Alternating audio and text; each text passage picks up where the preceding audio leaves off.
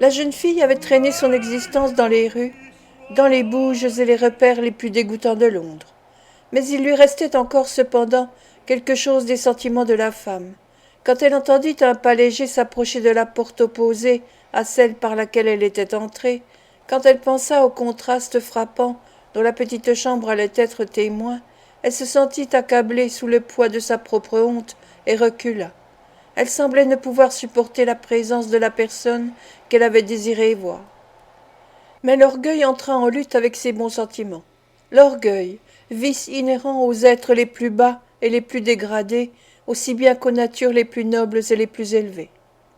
L'infâme compagne des brigands et des scélérats, le rebut de leurs cloaques impurs, la complice de tous ces habitués des prisons et des bagnes, cette femme qui vivait à l'ombre du gibet, cette créature avilie, avait encore trop de fierté pour laisser percer un sentiment d'émotion qu'elle regardait comme une faiblesse. Et pourtant ce sentiment était le seul lien qui la rattachât encore à son sexe, dont sa vie de débauche avait effacé le caractère dès sa plus tendre enfance. Elle releva assez les yeux pour s'apercevoir que la figure qui était devant elle était celle d'une gracieuse et belle jeune fille. Puis elle les baissa aussitôt, et secouant la tête en affectant la plus grande insouciance, elle dit « Il est bien difficile de pénétrer jusqu'à vous, mademoiselle. Si je m'étais fâchée, si j'étais partie comme beaucoup d'autres l'auraient fait, vous en auriez eu du regret un jour et pour cause. » Je suis désolée qu'on vous ait mal reçu, répliqua Rose. N'y pensez plus. Mais dites-moi ce qui vous amène. C'est bien à moi que vous vouliez parler. Le ton bienveillant qui accompagna cette réponse, la voix douce et les manières affables de la jeune fille, qui ne trahissaient ni fierté ni mécontentement, frappèrent Nancy de surprise, et elle fondit en larmes. Oh, mademoiselle, mademoiselle, dit-elle en se cachant avec désespoir la figure dans les mains. S'il y en avait plus comme vous, il y en aurait moins comme moi. Oh oui, bien sûr. Asseyez-vous, dit Rose avec empressement. Vous me faites de la peine. Si vous êtes pauvre et malheureuse, ce sera pour moi un véritable bonheur que de venir à votre aide de tout mon pouvoir, croyez-le bien. Et asseyez-vous, je vous en prie. Non, laissez-moi debout, mademoiselle, dit-elle en pleurant encore, et ne me parlez pas avec tant de bonté avant de me connaître. Il se fait tard. Cette porte est-elle fermée? Oui, dit Rose, qui recula de quelques pas, comme pour être plus à portée de demander du secours à l'occasion. Pourquoi cette question? Parce que, dit la jeune fille, je vais mettre ma vie et celle de bien d'autres entre vos mains. C'est moi qui ai reconduit de force le petit Olivier chez le vieux Fedgin, le juif, le soir que l'enfant a quitté Pentonville. Vous? Dit Rose Miley. Moi-même. Je suis la misérable créature dont vous avez entendu parler. C'est moi qui vis au milieu des brigands. Jamais, aussi loin que vont mes souvenirs, je n'ai eu d'autre existence. Jamais je n'ai entendu de plus douces paroles que celles qu'ils m'ont adressées. Que Dieu ait pitié de moi. Ne cherchez pas à cacher l'horreur que je vous inspire, mademoiselle. Je suis plus jeune que je ne le parais, mais ce n'est pas la première fois que je fais peur. Les pauvresses même reculent quand je passe près d'elles dans la rue. Quelles affreuses choses me dites-vous là, dit Rose, en s'éloignant involontairement de cette étrange femme. Oh, chère demoiselle, s'écria la jeune fille, remerciez le ciel à genoux de ce qu'il vous a donné des amis pour surveiller et soigner votre enfance. Remerciez-le bien de ne vous avoir pas exposée au froid, à la faim, à une vie de désordre et de débauche, et à quelque chose de pire encore, comme cela m'est arrivé à moi depuis le berceau. Oui, depuis le berceau, je peux bien le dire.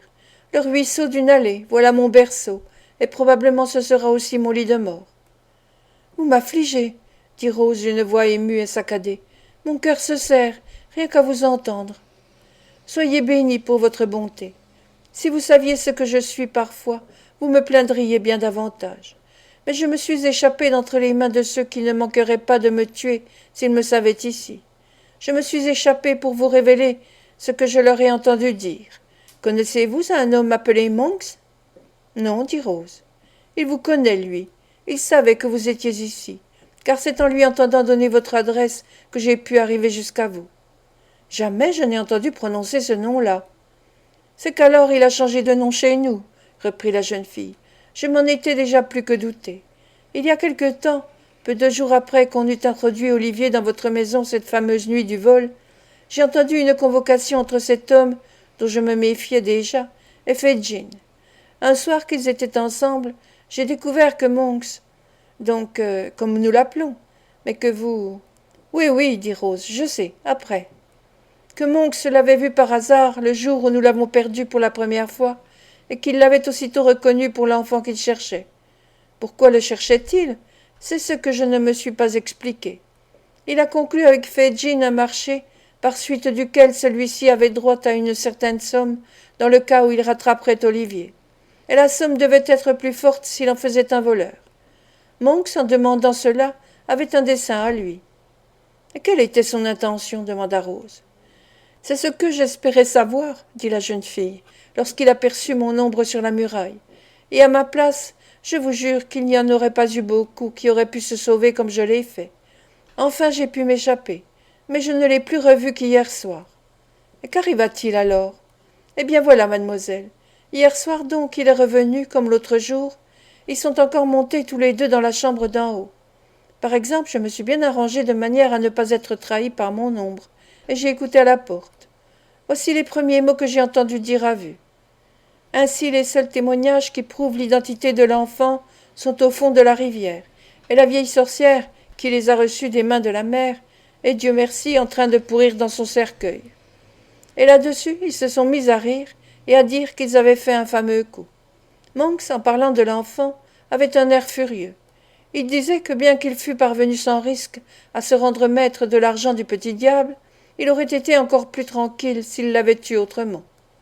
Oh, la bonne plaisanterie, dit-il, si nous pouvions donner un démenti aux espérances orgueilleuses qui ont dicté le testament du père, en promenant le petit drôle dans toutes les prisons de Londres, en le faisant pendre même pour quelque crime capital. Ça ne vous serait pourtant pas difficile, Fedjin, et vous en retirerez un bon profit encore. Qu'est-ce que tout cela? Dit Rose. La vérité, mademoiselle, quoiqu'elle sorte de ma bouche, répliqua la jeune fille. Puis il ajouta, en proférant des jurons qui auraient bien surpris vos oreilles, mais auxquels les miennes ne sont que trop accoutumées, que s'il pouvait assouvir sa haine par la mort de l'enfant sans risquer sa peau, il n'hésiterait pas, mais que, puisque la chose était impossible, il le surveillerait de près, et que s'il avait le malheur de vouloir tirer avantage de sa naissance et de son histoire, il saurait bien lui mettre des bâtons dans les roues. Bref, Fedjin, dit-il, tout juif que vous êtes, vous n'avez pas encore de votre vie tendu de pièges comme celui dans lequel je vais prendre mon jeune frère Olivier. Son frère? S'écria Rose. Voilà ses propres paroles, dit Nancy, qui promenait autour d'elle des regards inquiets depuis le commencement de la conversation, car elle croyait toujours voir Sikes à côté d'elle. Ce n'est pas tout. Quand il s'est mis à parler de vous et de l'autre dame, il a ajouté qu'on dirait que le ciel, ou plutôt le diable, conspirait contre lui, puisque Olivier était tombé entre vos mains. Ensuite il est parti d'un éclat de rire en disant qu'à quelque chose malheur est bon, car pour savoir qui est ce petit épagnol à deux pattes qu'elle a avec elle, elle donnerait, c'est de vous qu'il parlait, je ne sais combien de 1000 livres sterling si elle les avait. Vous ne croyez pas qu'il ait parlé sérieusement, n'est-ce pas? Dit Rose en pâlissant. Jamais on n'a parlé plus sérieusement qu'il ne le fit, répliqua la jeune fille en secouant la tête. Il parle très sérieusement quand il déteste. J'en connais qui font pis que lui, et cependant je préférerais les entendre 12 fois plutôt que lui une. Il commence à se faire tard et je veux revenir à la maison avant qu'on se doute de mon escapade. Il faut que je m'en aille au plus vite. Mais que puis-je faire? Dit Rose. Sans vous, comment profiter de la vie que vous venez de me donner? Vous en allez? Mais vous voulez donc retourner au milieu de ces bandits que vous m'avez dépeints sous des couleurs si terribles?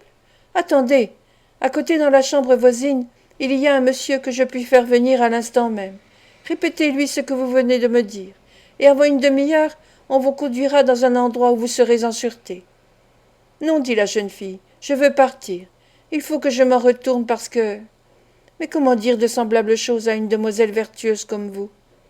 Parce que, au nombre de ces hommes dont je vous ai parlé, il y en a un, le plus terrible de tous, que je ne puis quitter. Je ne l'abandonnerai jamais, dût-on me promettre de m'arracher à l'existence que je mène maintenant.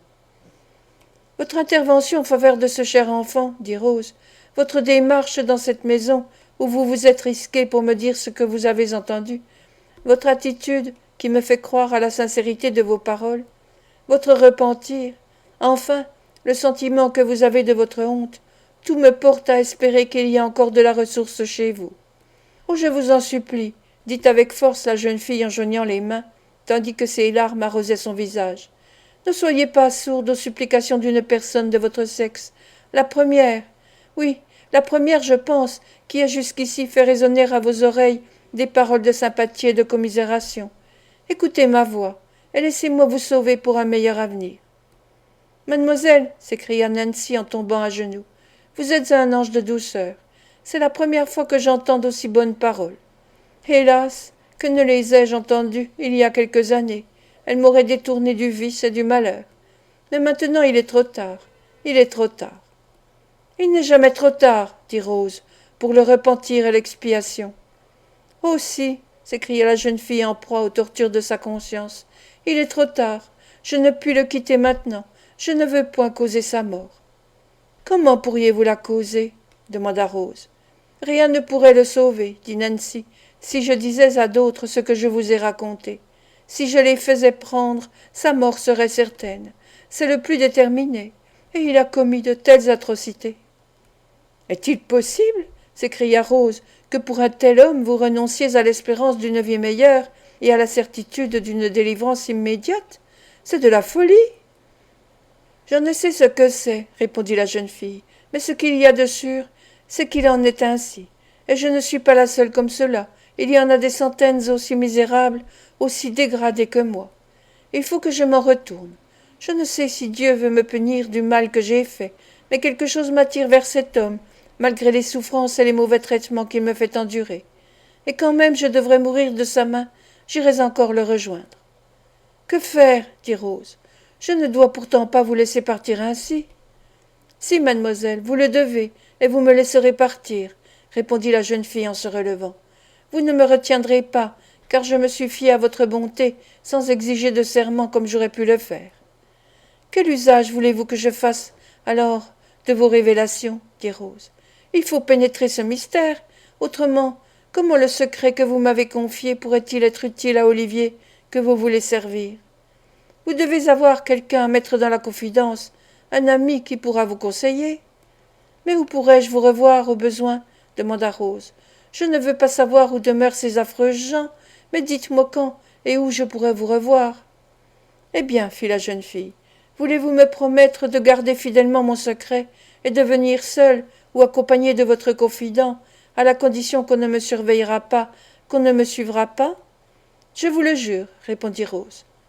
Tous les dimanches soirs, dit la jeune fille sans hésiter, de 11 heures à minuit, je me promènerai sur le pont de Londres, si je vis encore. Attendez encore un instant, interrompit Rose en voyant la jeune fille se hâter de gagner la porte. Songez encore une fois à votre position et à l'occasion qui se présente à vous d'en sortir. Vous avez droit à toutes mes sympathies, non seulement parce que vous êtes venue de vous-même me faire cette confidence, mais encore parce que vous êtes une femme presque irrévocablement perdue. Voulez-vous rejoindre cette bande de voleurs, et surtout cet homme, quand un seul mot peut vous sauver? Quel est donc le charme irrésistible qui vous attire dans cette société-là, pour vous attacher à une vie d'opprobre et de misère? Quoi? Je ne trouverai pas dans votre cœur la moindre fibre sensible? Je ne trouverai rien qui puisse vous arracher à cette terrible fascination? Quand de jeunes demoiselles, aussi belles, aussi bonnes que vous, donnent leur cœur, reprit avec fermeté Nancy, l'amour peut les entraîner loin. Oui, il peut vous entraîner vous-même qui avez une demeure, des amis, des admirateurs, tout ce qui peut séduire. Quand des femmes comme moi, qui n'ont d'autre asile assuré qu'un cercueil, d'autres amis dans la maladie ou la mort que les servantes d'un hospice, quand ces femmes-là ont livré leur cœur impur à un homme, que cet homme leur tient lieu de parents, de demeure, d'amis, que cet amour a jeté une lueur sur leur misérable existence, qui peut espérer les guérir? Plaignez-nous, mademoiselle, plaignez-nous d'être encore des femmes par ce sentiment. Plaignez-nous, car un arrêt terrible a changé en tourment et en souffrance ce qui devait faire notre consolation et notre orgueil. Voyons, dit Rose, après un moment de silence, vous accepterez toujours bien quelque peu d'argent qui puisse vous permettre de vivre honnêtement, au moins jusqu'à ce que nous nous revoyions. Non, pas un penny, répliqua la jeune fille en lui disant adieu de la main. Ne repoussez pas ce que je veux faire pour vous secourir, dit Rose avec un geste bienveillant. Je voudrais vous être utile. La meilleure manière de m'être utile, dit Nancy en se tordant les mains, serait de m'arracher la vie d'un seul coup. J'ai ce soir senti plus cruellement que jamais toute mon infamie, et ce serait déjà quelque chose que de ne pas mourir dans le même enfer où j'ai passé ma vie. Que le ciel vous bénisse, bonne demoiselle, et vous envoie autant de bonheur que je me suis attirée de honte. En disant ces mots, la malheureuse sanglotait. Elle sortit, laissant Rose accablée par cette étrange entrevue. Elle se croyait le jouet d'un rêve. Elle retomba sur une chaise et chercha à rassembler ses pensées confuses.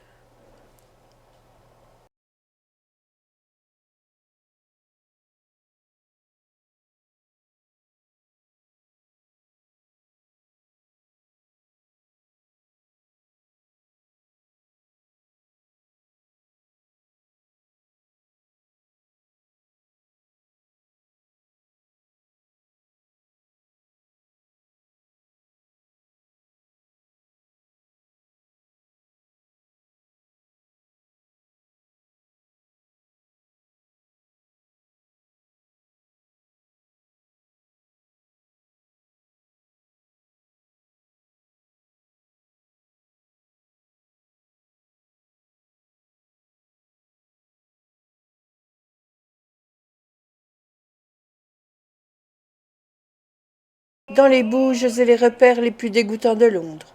Mais il lui restait encore cependant quelque chose des sentiments de la femme.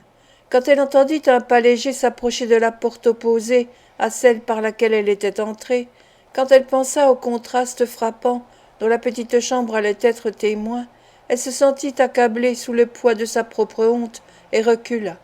Elle semblait ne pouvoir supporter la présence de la personne qu'elle avait désiré voir.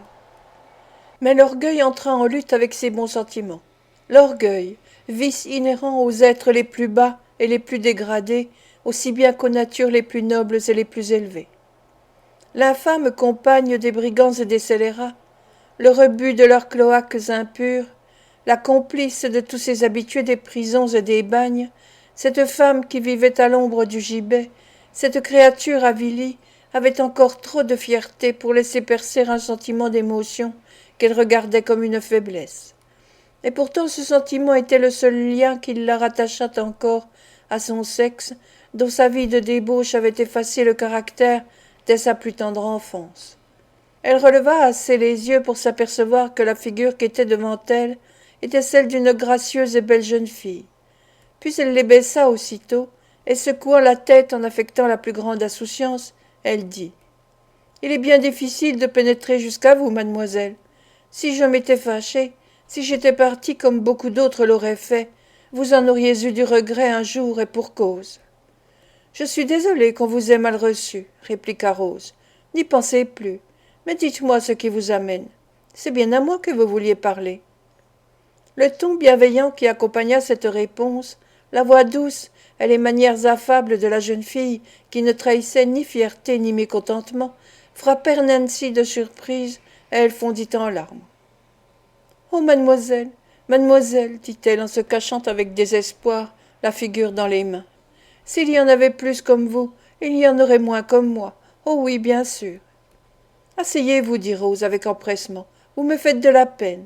Si vous êtes pauvre et malheureuse, ce sera pour moi un véritable bonheur que de venir à votre aide de tout mon pouvoir, croyez-le bien.